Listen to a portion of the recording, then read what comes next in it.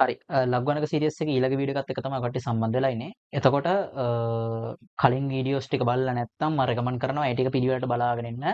විශේෂයෙන් ඉන්ට්‍රොඩක්ෂන් එක බලන්න. මොකද ඉන්ට්‍රොඩක්ෂන් එකේ කතා කරන දැන් මෙන්න මේ ලග්වනක වල අපි මොනවා ගැනද කතා කරන්න යන්නේ කියලා සහිත වැඩපිළිවෙල ඒ වගේ මේක ඩිස්ක්‍රිප්ෂන් එකේ අදාළ විස්තර ටික දාලා තියෙනවා. කට්ටියට ඕන ඒකත් බලන්න පුළුවන්. ඊට පස්සේ අපි ලොග්ගනක වල පළවෙනි වීඩියෝ එකේදී අපි කතා කරා කොහොමද පාස් සමාන ලොග්ගනක දෙක එකතු කරද්දී ඒක සාධනය කරන්නේ. ඒ වගේම දෙවෙනි වීඩියෝ එකේ අපි කතා කරා පාස් සමාන ලොග්ගනක දෙක කඩු කරද්දී ඒ එන සාධනය කොහොමද කරන්නේ. දැන් අපි යන්නේ අපේ තුන්වෙනි සාධනයට. සහ 10 11 ශ්‍රේණි වල තියෙන ලොග්ගනක නීතිවල මම හිතන්නේ අන්තිම එක. මීට පිටින් තව ඒවා දිනා විශේෂයෙන් උසස් පෙළ මට්ටමේදී ඒව අපි කතා කරන්නේ නැහැ දැම්ම.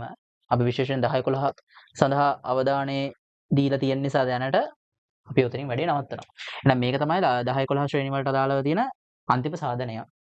ඉදිරි ලඝු ගණක ගැන කතා කරද්දී මම channel එකේ දානවා. දැනට මේ playlist එකේ සාධන විදිහට හම්බෙන්නේ මෙන්න තුන්වෙනි සාධනය සහ අන්තිම සාධනය. හරි. මෙන්න මේක කියන්නේ මොකක්ද? මේ ලඝු ගණක නීතිය ගොඩක් කටි පාවිච්චි කරලා තියෙනවා සහ පට්ට useful එකක් බා. මේක කියන මෙන්න මෙහෙම. දැන් උදාහරණයක් විදිහට ඔයාලට මොකක් හරි පාදයක ලඝු ගණකයක් දීලා මෙන්න මෙතන මෙහෙම දැන් උදාහරණයක් විදිහට මේක අපිට example එකක් විදිහට හිතන්න පුළුවන් දෙකේ පස්වෙනි බලය කියලා හිතන්න. මෙතන දෙකේ පස්වෙනි බලය. ඔව් අපි දන්නවා 32 කියලා 32 නැතුව අපිට දෙකේ පහ කියලා තිබ්බ කියහන්කෝ. දෙකේ පහ කියලා තිබ්බොත් ඒ පහ ඉස්සරහට අරගෙන ලියන්න පුළුවන්. තේරෙනවද? දෙකේ පහ කියලා තිබ්බොත් එම්බම් පහ ඉස්සරහට අරගෙන පහයි ලඝු ඒ පාදෙට මෙතන x කියන්නේ දෙක එතකොට. අර පහ කියන එක ඉස්සරහට ගන්න පුළුවන්ලු. ඒක තමයි දැන් සාධනය කරන්න යන්නේ. ඒක කොහොමද මම කරේ? හොඳට බලාගන්න. හොඳට බලාගන්න ලස්සනයි. මම පළවෙනිව කරන්න බම් මෙන්න මේ සම්පූර්ණ මේ බ්ලොක් එකම තියෙන මේ බ්ලොක් එකටම ගන්නවා p කියලා. හරි බ්ලොක් එකටම ගන්නවා p කියලා. ඊට පස්සේ මම මේ කෑල්ලට විතරක් q කියලා ගන්නවා. මේ කෑල්ලට විතරක් q කියලා ගන්නවා. දැන් එක්කෙනෙක් ප්‍රශ්න කරේ ඇයි මේ දෙකටම ගත්තේ නැත්තේ? මේ දෙකටම ගන්නවා q කියලා. ඒක මෙහෙමයි. ඒක මට තේරුණා. දැන් මේ දෙකටම q කියලා ගත්තොත් මේක හදාගෙන යන්න බෑ. අමාරුයි. හිර වෙනවා. මොකද මට දැන් උදාහරණයක් විතර අපි ඔයාලට තේරෙනවද මේක හැම වෙලේම කරන්නේ මොකක් හරි කරලා දර්ශක ආකාරයෙන් ලියලා ඊට පස්සේ ටග්ගල් ලඝු වලට දානවා. ඔයාලට තේරෙනවද මෙන්න මේ වගේ කෑල්ලක් දර්ශක වලට හරවන්නේ කොහොමද?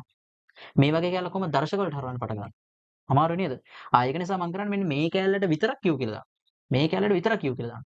ඇත්ත කතා මේකට මොකක් කරා ගයක් දාලා මේක අරකින් බෙදලා කරගන්න බැරි කමකුත් නැහැ. හැබැයි වැඩේ වාතයි. ඒ නිසා මම මේ කෑල්ලට විතරක් q කියලා දානවා. ඊට පස්සේ කරේ මම මොකද්ද? මේක දර්ශකාකාරයෙන් ලිව්වා. ඒ වල p සමානයි x වල y. මේක ඒ වල q සමානයි x. මේ තමයි අපේ පළවෙනි සමීකරණය. මේ තමයි අපේ දෙවෙනි සමීකරණය. දැන් පොඩ්ඩක් විශේෂයි. දැන් කලින් ඒ වෙලාවකදී සමීකරණ දෙකක් ගත්තා. ඒ දෙක මොකක් කරනවද ගුණ කරනවා නැත්නම් යම් වෙලාවක බෙදනවා. එහෙමනේ කරන්නේ. මෙතන කරන්නේ ඊට වඩා වෙනස් දෙයක්. මෙතන කරන්නේ ඊට වඩා වෙනස් දෙයක්. මොකද අපිට ඕනේ හැම වෙලෙම මට තේරෙනවද? අපි හැම වෙලෙම කරන්න බෑ PQ අතර සම්බන්ධය. PQ අතර සම්බන්ධය. අපි කලින් ඒත් කරේ ඒකම තමයි. PQ අතර සම්බන්ධයක් ගොඩනගන්න. ඒක නිසා දැන් මට මෙන්න මේ x කෑලි වගේව අයින් කරගන්න ඕනේ. x කෑල්ල වැඩක් නෑ අපිට. මේ කියන්නේ මෙන්න මේක පොඩ්ඩක් බලාගන්න කොහොමද කරන්න කියලා. හරි. පළවෙනි එක මෙන්න මේ පළවෙනි සමීකරණය මේ දෙන දෙවෙනි සමීකරණය. දැන් මෙන්න මෙහෙම වැඩක් කරන්න. ඔයාලට තේරෙනවද මෙන්න මෙහෙම. දැන් මෙතන AP = x වල y නේ. හැබැයි අපිට දෙවෙනි සමීකරණය x වල උත්තරේ දීලා තියෙනවා. x වල උත්තරේ දීලා තියෙනවා. මම ආයෙ කියන මේක ප්‍රශ්න කරන්න බෑ ඊයේ කරන්න කියලා. මොකද මේක නිර්මාණය. එතකොට x සමාන a වල q x සමාන a වල q. එතන a වල q මෙතනට දානවා. x වෙනුවට a වල q දානවා. x වෙනුවට aq දානවා. a වල q වෙනි බලය දානවා. හැබැයි y වෙනි බලයක් already එළින් තියෙනවා. හරි. හැබැයි ඇත්තටම කෙනෙක්ට හිතා ගන්න පුළුවන් ඒ කියන්නේ සාමාන්‍යයෙන් මැත්ස් නොලෙජ් එකක් තියෙන කෙනෙක්ට තේරෙනවා සාමාන්‍ය අයියා මම ඒක කරේ කියලා. අයි දන්නවද? එතකොට ඔබට තේරෙනවද අන්තිමයි පොඩ්ඩ පියවර පැනලා කියන අර දෙපැත්තේ පාද දෙක සමානයි. ඒතර කෙලින් මේ දෙක සමාන කළා මට PQY අතර සම්බන්ධය ගන්න අපට කාලා. හරි. හරි ඒක පොඩ්ඩ පැත්තක තියන්නකෝ. අපි මෙන්න මෙතනට ආවේ. මම කරන්නේ මේ මෙතන x වලාගේ මෙන්න මෙතන දානවා. ඒතර A වල q සමාන y. ඊට පස්සේ අපි දන්නවනේ දර්ශක නීතියක් තියෙනවා මේ බලයක බලයක් ගුණ කරන්න පුළුවන්. කියන බලයක බලයක්. උදාහරණයක් විදිහට දෙකේ පහේ දෙක තිබ්බොත් එම දෙකේ පහේ දෙක තිබ්බොත් එම 5 2 10 දෙකේ 10 කියලා ලියන්න පුළුවන්. ඒතරනේ සේම් එකම උත්තරේ තමයි. දැන් මොකද උදාහරණයක් විදිහට දෙකේ පහ ගත්තොත් එම 32 යන්නේ මම 32 වර්ග කරන්න කියලා කියන්නේ. ඒ විදිහටම දෙකේ පහේ 10 ගන්න. දෙකේ පහේ 10 ගන්න. ඒතර දෙකේ පහේ 10 කියන්නේ මොකද්ද? 5 2 දාන දෙකේ 10 ගන්න. 1024 නේ. හරි. හරි. හරි. එන්නේ මේ විදිහට අපිට ගන්න පුළුවන්. එන්නේ මේ වගේ දැන් මෙන්න මේක බලයක බලයක් ගුණ කරපුවා ඒතර QY එනවා. ඊට පස්සේ අපිට මෙන්න මේ වගේ අවස්ථාවක් එනවා. මොකද ඒක වෙලා තියෙන පාද සමාන සංඛ්‍යා දෙකක මේ විදිහට සම්බන්ධක වෙලා. ඒතර අපිට කෙලිම බම් මේ ඒව හලලා ලියන්න පුළුවන්. උදාහරණයක් විදිහට මෙහෙම හිතමුකෝ. මෙතන තියෙන නිකන් දෙකේ 10 කියහන්කෝ. මෙතන තියෙන දෙකේ 10 නම් මෙතන තියෙන හරියට දෙකේ පහ ගුණ කිරීම දෙක වගේ. ඉතින් බන් දෙකේ 10 කිව්වත් දෙකේ පහ ගුණ කිරීම දෙක කිව්වත් ඒ දෙකම සමානයිනේ. ඒ කියන්නේ 10 සමානයි පහ ගුණ කිරීම දෙකනේ. අන්න ඒ වගේ වැඩක්. හැබැයි පාද සමාන වෙන්න ඕනේ. මේක අනිත් පැත්ත හරියන්නේ නැහැ. අනිත් පැත්ත තිබ්බ කියලා හරියන්නේ නැහැ. පාද සමාන වෙන්න ඕනේ. පාද සමාන සංඛ්‍යා දෙකක් මෙහෙම තිබ්බොත් අපිට පාදේ හලලා p සමාන qy කියලා ලියනවා.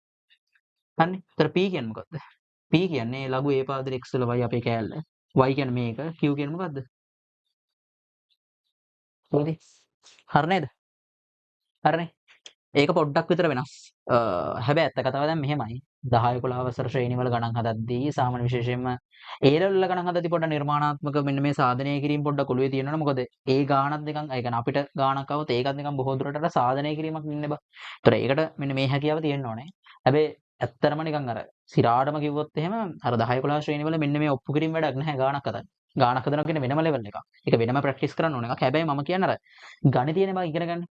ඒතකොට ඒක අර මැත්ස් විදිහට ඉගෙන ගන්න මොන කොහොමද මේවා එන්නේ නැත්නම් දන්නේ නැහැනේ මම ඔහේ හදාගෙන හරි එහෙනම් අපේ ලඝු ගණකවල මේ සාධනය කිරීම වීඩියෝ සෙට් එක ඉවරයි ඉස්සරහට බලමු කොහොමද ලඝු ගණක පාවිච්චි කරලා ගණක් හදන්නේ කොහොමද දර්ශක ලඝු ගණක සම්බන්ධ වෙන්නේ කොහොමද ඊට අමතරව සංකීර්ණ මොකක් හරි සංඛ්‍යා බ්ලොක් එකක් තිබ්බොත් මේ බ්ලොක් එකට ලඝු දාලා කොහොමද අපි කැල්කියුලේටර් එකක් වගේ නැතුව ලඝු ගණක වගුව පාවිච්චි කරන්නේ ඒ වගේම ලඝු ගණක වගුව බලන්නේ කොහොමද ඒවත් ගැන මොකද මේක අතිශය වටිනා පාඩමක් හේතුව 11 වසරේ ශ්‍රේණියේ තියෙන ත්‍රිකෝණමිතිය නැත්නම් ට්‍රිග්නොමෙට්‍රි කියලා කියන අපි ඒ පාඩමේ අතිශය සුළු කිරීම කරන්න අපිට හැම වෙලේම ඕන එකක් තමයි ලඝු ගණක. ලඝු ගණක දන්නේ නැතුව මෙන්න මේ වගේ දර්ශක නීති දන්නේ නැතුව කොහොමත්ම කරන්න බෑ. තේරුණානේ? ඒක නිසා තමයි ලඝු ගණක මාර විදිහට වටින්නේ. ඒක නිසා මේ ටිකත් හොඳට බලා ගන්න. අපි ඉස්සරහ වීඩියෝ වලදී කොහොමද ලඝු ගණක වලින් ගාණක් හදන්නේ කියලා සාකච්ඡා කරමු. එහෙනම් වීඩියෝ එකත් එක්ක සම්බන්ධ වෙච්ච හැම කෙනාටම සුබ දවසක් කියලා ප්‍රාර්ථනා කරනවා.